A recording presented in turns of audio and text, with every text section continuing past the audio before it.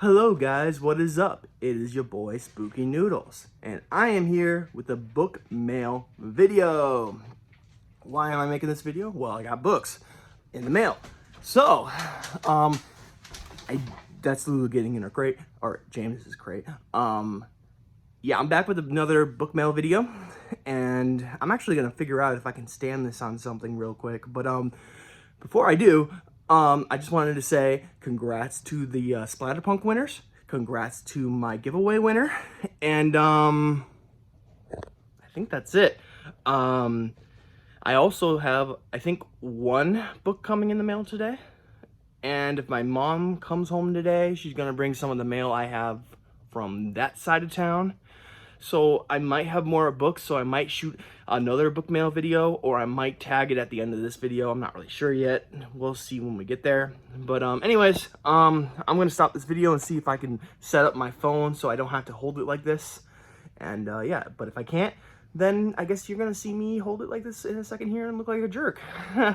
be right back. All right, I'm here. So I was able to stand my phone, not the way most YouTubers do.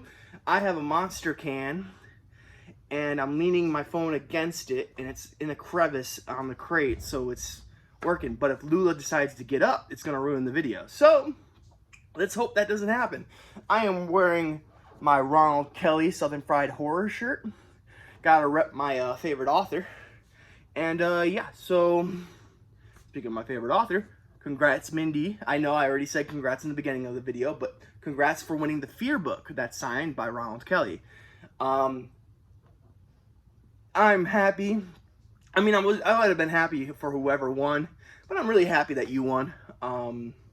So without further ado, let's jump into the book mail, because I'm gonna go on and on and on about congratulating people. So, and I'm already like 2 minutes into the video, so let's do this. So the first book I'm gonna show off here, and well, there's nothing really much to say.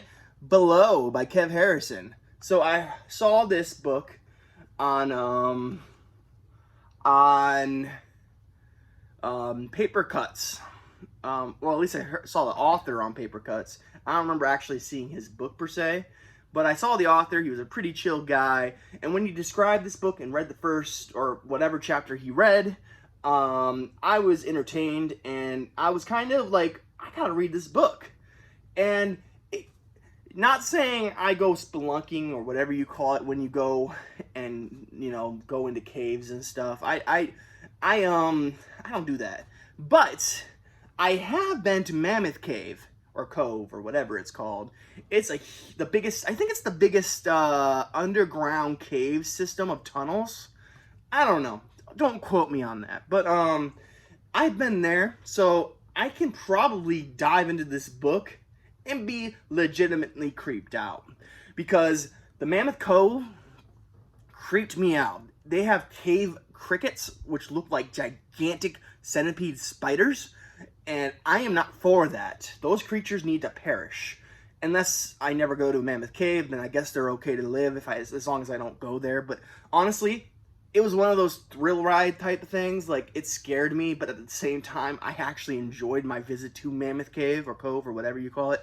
I guess Cove would be like a sea line or an ocean line or something by the water. This is not by the water, so at least I don't remember it is. But yeah, Mammoth Cave, I'm gonna start saying, because Cove is wrong. I'm pretty sure. But yeah, where am I going with this? Yeah, Mammoth Cave is very scary, but very entertaining and very historical, and it's a national landmark. It's a national park landmark, if that makes sense. Probably not, but that's what I'm gonna say. Yeah, I'm not the smartest guy, so, or what is the saying I always say? I'm not the smartest bulb in the shed. So, yeah. Anyways, so one of the reasons why I got this book is because caves, like Mammoth Cave, really legitimately kind of creep me out. You know, they got these spider crickets, centipede things that I don't like, cave crickets. They got bats. I like bats, actually, and that's actually one of the things I liked about Mammoth Cave, is that I got to see bats. And even though the tour person told us not to touch the bat, I saw it, I was like, that thing is adorable, and I gave it a little scratch on its back, and the bat didn't even wake up. It was so used to people. It just did not wake up. It could have been dead, but it was on the side of the wall, so I don't think it was dead. But that's a possibility, I guess. So I really like caves, I found out. Even though I'm terrified of them. Because the whole time I'm thinking like, oh my god, people have died here. Like, I could be next. This could be a massive cave-in, and that's it. That's it. And that's basically what this book is, I think. It's about this, you know, people who go, I don't know if it's called spelunking, but that's what I'm going to call it. They go spelunking, and it caves in on them, I think. I'm not really sure. I need to read the synopsis, but that's basically what I got out of it. Also, the main character's name is Nick. Guess what my name is? Yes, it's Nick. So I'm really excited to read this book. I'm going to read the synopsis to you because there's only 2 books here. And even though I've been talking about this book for a solid 4 minutes, well, yeah, let's just talk about this synopsis real quick. Or not talk about it, let me tell you it. So here we go. Nick has revered his grandfather his entire life, the absent hero, his namesake, buried alive in his final act of courage, an ocean and thousands of miles away. Jess has outgrown her status as an all-action social media celebrity and the endless demands that come with it. Adventure Travel TV has thrown this unlikely duo together, promising Jess the launch pad she craves and Nick the chance to tell his grandfather's story firsthand. In the newly uncovered mine that still holds his remains from the twilight days of the gold rush. It is a dream come true or a nightmare as someone or something stirs below. So yeah, this is a Silver Shamrock Publishing book, and I forgot to mention that there are some good reviews on YouTube for this. Cough cough J, cough cough. And I'm about to see. But yeah, I believe this is part of the illustrations that are going to be within the book, and Lulis is stirring downstairs. Oh man, stuffy nose. Sorry, I just sneezed. If I cut that out of the video, I just want to let you know I'm sniffing because I just sneezed. So yeah, but I'm pretty sure those are. Oh, it's not. Well, there's these cool illustrations. I think they're the same illustration for every chapter. So let me check. Yeah. So, boom. Pretty cool, pretty cool. And then there's like a content warning page, which I don't really know if I'm for that, you know. But, you know, that's cool, whether or not you believe them and I'm not. This is content, this might be a spoiler for some, so if you do not want to listen to what this book contains, then don't listen. But I'm going to give you the content warnings right here, and then we'll move on to the next book, which probably trash truck is going by, so I apologize. Or waste truck, or whatever you want to call it. The next book definitely has trigger warnings, as it is by an author that wrote Dead Inside, aka Chandler Morrison. So, yeah. But anyways, content warnings for this book. Here we go. Content warning. This book may contain content that triggers undesired reactions. That's the content warnings, really. Cannibalism and kidnapping. Yeah. That's what their content warning? Wow, that really gives away a lot, huh? Okay, I hope you guys skipped over that. Because, I guess cannibalism is a part of this. Well, that kind of ruins a little bit. Why would they put that content warning there? Anyway, I guess people are triggered by cannibalism and kidnapping. I don't know. Maybe someone was part of a cannibal tribe or something. Or maybe they got kidnapped. I don't know.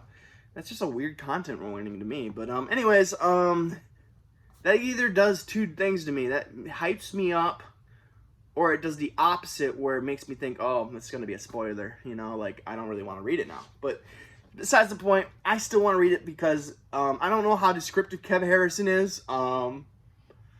But I hope he creates the setting perfectly to entice me and pull me in, because I really, really like caves, even though I'm terrified of them. You know what I'm saying? It's like roller coaster rides. I'm terrified of roller coasters, but I love them. So anyways, that's Below by Kev Harrison. I've talked about this book for almost 8 or 9 minutes now, so I'm gonna move on to the next book. And the next book is Chandler Morrison's, and it's a little dusty, so I apologize because it's been sitting in my room for a while. Along the Path of Torment. Like I said, by Chandler Morrison. Now, everyone says things about Dead Inside, and I personally have not read Dead Inside. But, and I might get the audiobook, but that's here nor there. I hear it's downright disgusting, too extreme, people can't finish it, yada yada yada. Who in their right mind would write this, yada yada yada, and it hypes me up. You know, I love hearing that stuff because I love the disgusting, I love the depraved, I love everything about extreme horror. I don't like sugar-coated extreme horror. Like, sometimes I do. Like, for instance, I'm not going to say this is a sugar-coated extreme horror book, but it's not as extreme as I hoped it would be. And that is Road Harvest by Brian Boyer. Again, I love Brian Boyer. He's a great guy. He's even shouted me out, or not shouted me out, but he gave me a good review. And I have no qualms, or whatever the word is, against him. I only have read one book, so I can't judge him as an author. And he's told me that book isn't his most descriptive. In fact, he was going for something different when he wrote it. So I understand it. But for me, it was a little underwhelming because it promised extreme elements, and it wasn't that extreme to me. There was no characters that I felt for. Even though there was a little kid in that bus, I did not care for that little kid at all. In fact, the kid was kind of condescending. I was like, you're kind of a jerk. I don't really like you, kid. So, yeah, and you can not like kids. That's who I am, you know? But anyways, that would be an example of not sugarcoating extreme horror, but just extreme horror that doesn't get me going. You know what I'm saying? Like, I really like extreme horror, like, I don't know. I can't think of The Slaw by Aaron Beauregard, Billy Silver by Daniel J. Volpe. The list goes on. I haven't really read that many extreme horror books, but I'm finding out that it's my niche when it comes to reading, because writing, I suck at it. But anyways, I did write The Woman Shrouded in Flies, though, and that's okay when it comes to extreme horror. But what I'm getting at is that what am I getting at here? Extreme horror, I like it when it's very disgusting, you know? I like disgusting things. Have you ever looked up typophobia? I don't have that. I have the opposite. I actually really like I like the thought of holes like that in things. I want to poke my finger in every single freaking hole. That's who I am. I'm a very disgusting person. I am not grossed out by many things. And my sense of smell, gone because of cancer. I can still smell some things like watermelon. There's some things that are, like, the smell is so powerful that of course I'm going to smell it. But most of the time, I can't smell much. Here's an example. I went to, and this might get a little long, so if you want to skip the video, it's okay. But, we had an incident over in Holly once, which is a house that we're flipping. I just call it the Holly house. And there was some nastiness going on, and it was unfortunate, but some food got left in coolers and stuff, and everyone there was like, oh my god, this is horrible, oh, I'm gonna throw up and stuff. And I'm going over there, and I'm the one dumping some of them out, and I'm like, I dumped like 2 of them out. I'm not saying I dumped all of them out, but I dumped like 2 coolers out. And I was like, I didn't really, that's when I found out how bad my sense of smell is. So, yeah, it didn't, like, I could smell it, but it didn't gross me out. Maybe that's because it was a powerful smell, don't get me wrong, but it just didn't, like, everyone was, like, watering in their eyes, and they were covering their mouth and nose. They didn't want to breathe it in, and I was just, yeah, I'm gross. That's the bottom line. I'm a pretty gross person. So I like being grossed out.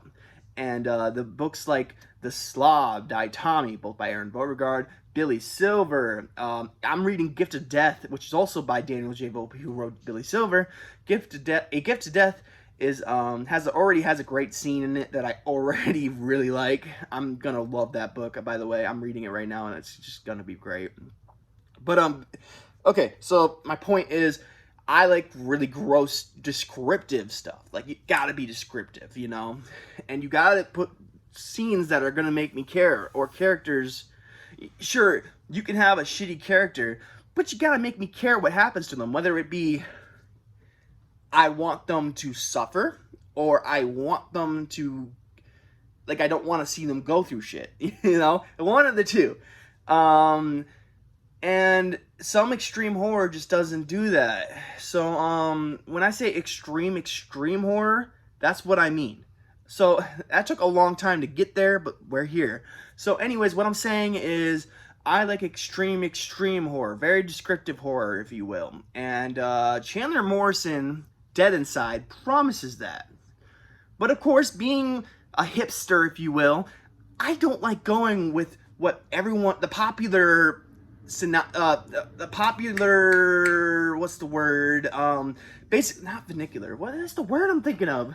Anyways, I don't even know why vernacular came to my head, but, like, I don't like going the way everyone else goes, you know? I like going my own path, and when it comes to Chandler Morrison, everyone read Dead Inside, and there's reviews everywhere out there for it, and it hypes me up for Dead Inside, don't get me wrong, but I wanted to check out what else this guy has out. And I checked some reviews for this book, maybe 2 reviews, and both reviews were very promising. Now, they were both positive reviews, and they said that story-wise, this one is better than Dead Inside. Now, they also said Dead Inside is good, so if you can take that with a cup of, tea or a grain of salt, that's it.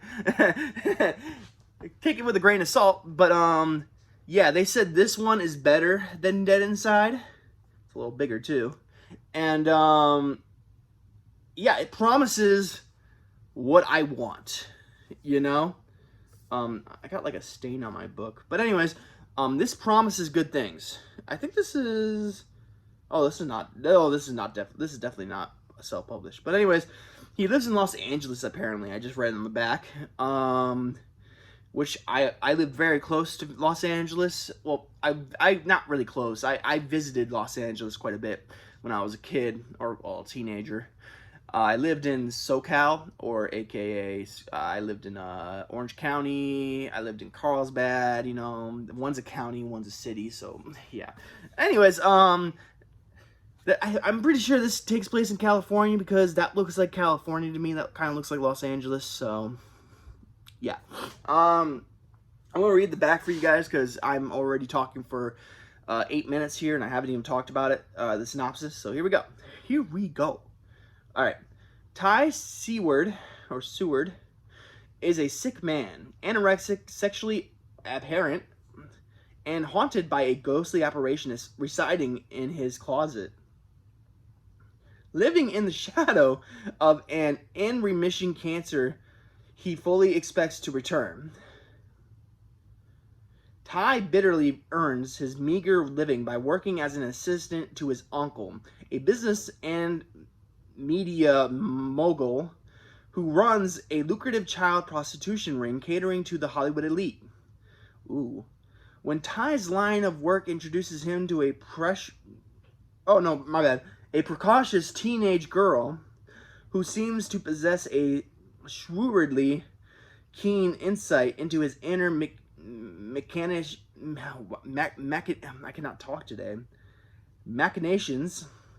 Is that right?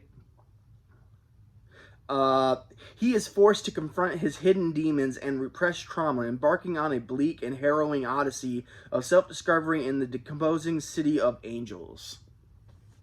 Boom! Bam! That sounds awesome. I don't know when I'm going to get around to this. I always say that about all the books I get.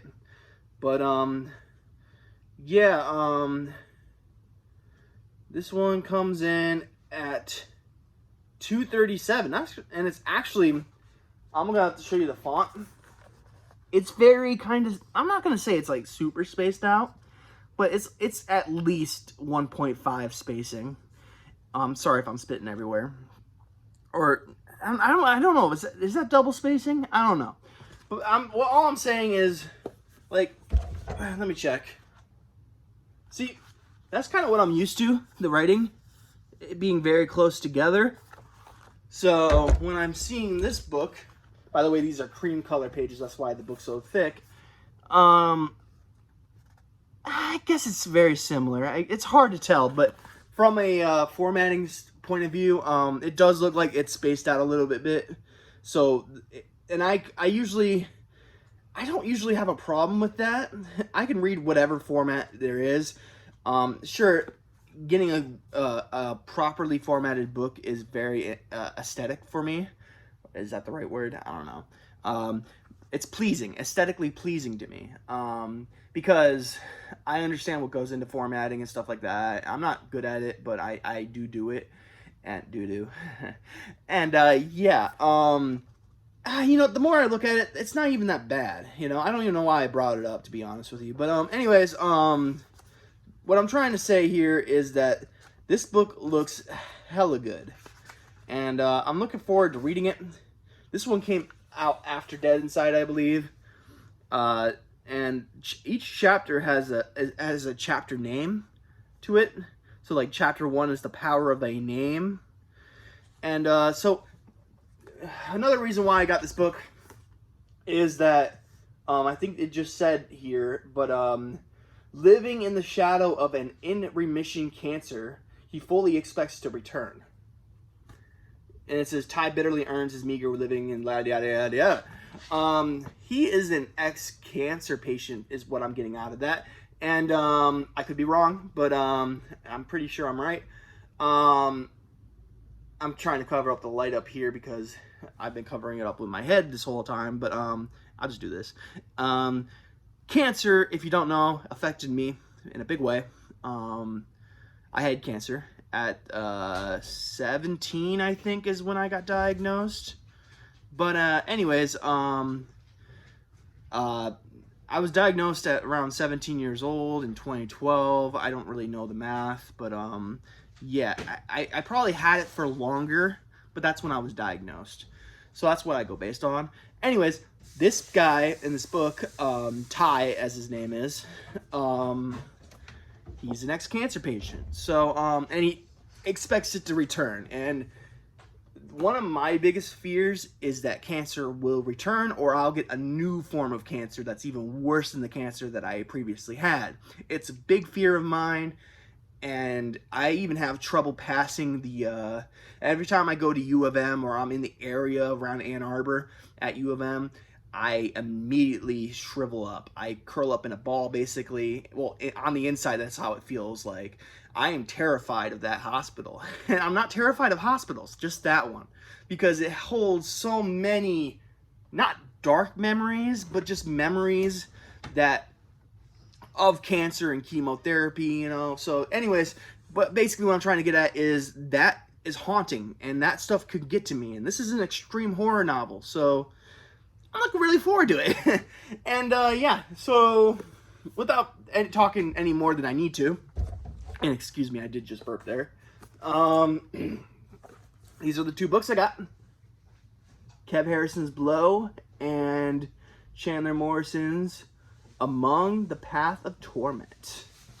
So, I see my sister there, and I've really gone over the time I was supposed to do this. I was hoping that I could do this video very quickly, because I got an appointment to get my permit, because I'm going to be driving. But, yeah, woo! But, yeah, I've talked for too long, though, is my point. I was not expecting to go over 25 minutes, but here we are. And yeah, so, and I'm actually pretty impressed because Lula this whole time has not moved the cage. But I'm kind of going off the beaten path here. I don't know where I'm going with this at the end of this video, this book mail video. I mean, there was 2 books here, and I've talked for over 25 minutes, so we need to end this video right now because I need to go. So, and I know my sister's probably like, what the hell, you're still recording? But yeah, I am. But yeah, I just wanted to really quickly say 2 more things and then I'm out. So again, congrats to the nominations, or the nominees and the winners of the Splatterpunk Awards. I think the winners, I'm sorry if my video that was congratulating everyone didn't like shine some good light on a certain author, I apologize. That was not my intention. I was just a little bummed that my two friends didn't win the best novella for Splatterpunk Awards. My camera just fell out a little bit, but I was a little bummed out about that. So, you know, and I have read Samantha Kolesnik's books, so, you know, I don't know. I apologize is what I'm trying to say. And the other thing is, Mindy, congratulations on winning the Ronald Kelly book, which is the shirt I'm wearing today. Ronald Kelly, gotta rep him up.